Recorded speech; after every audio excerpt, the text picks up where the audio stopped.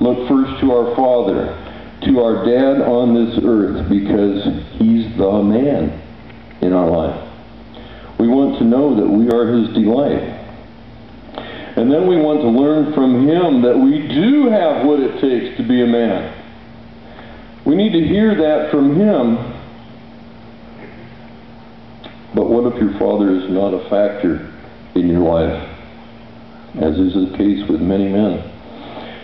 Then masculinity needs to be taught by a grandfather or an uncle or a select group of seasoned, experienced men. Single moms, this is of extreme importance to your sons, if you have sons.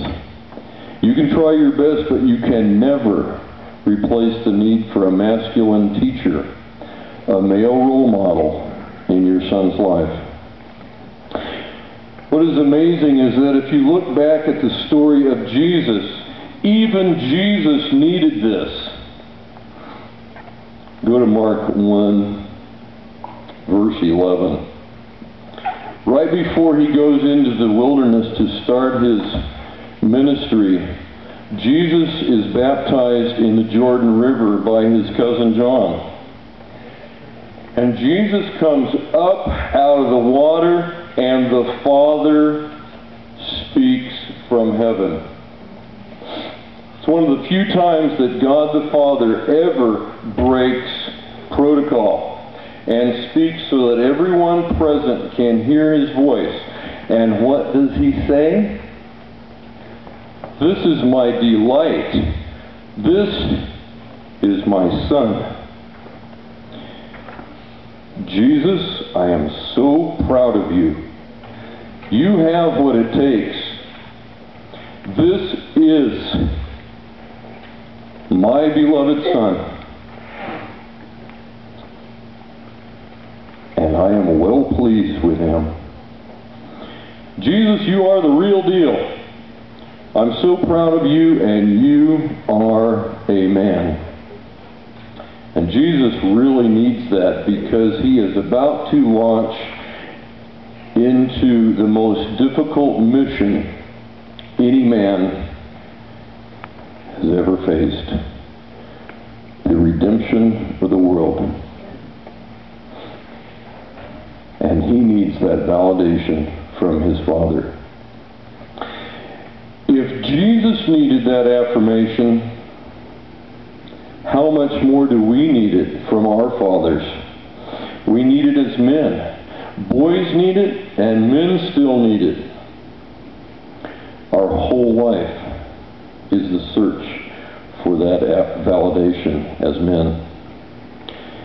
And when we run away from something that we fear will invalidate us, whether it's a promotion we don't think we can handle, or a girl we don't think we can win, we run to everything that we think will give us validation.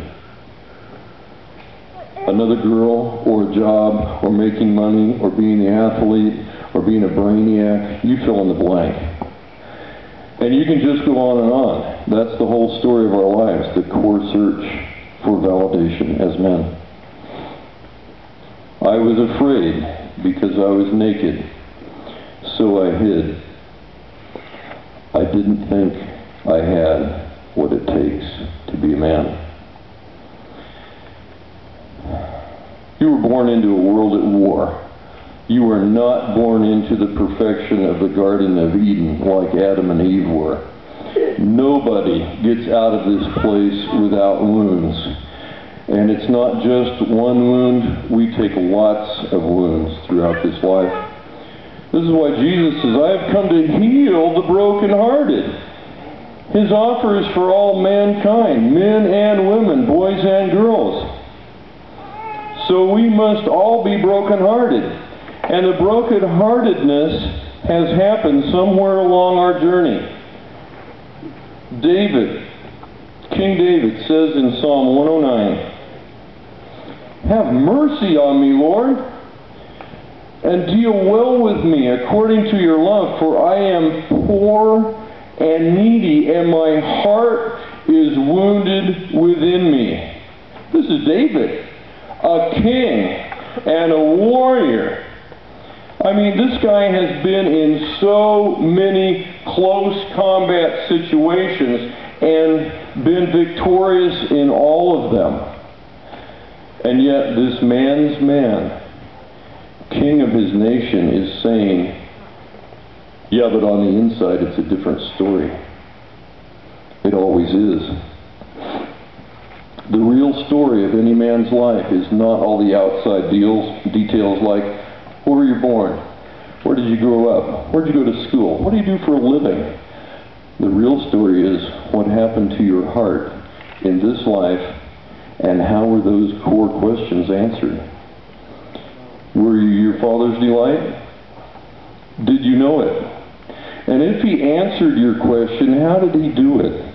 Was masculinity passed on to you in a way that you just know that you're a man? That you have what it takes? You may be aware at this point of your life of newer wounds. A divorce, the loss of a job, betrayal of a friend,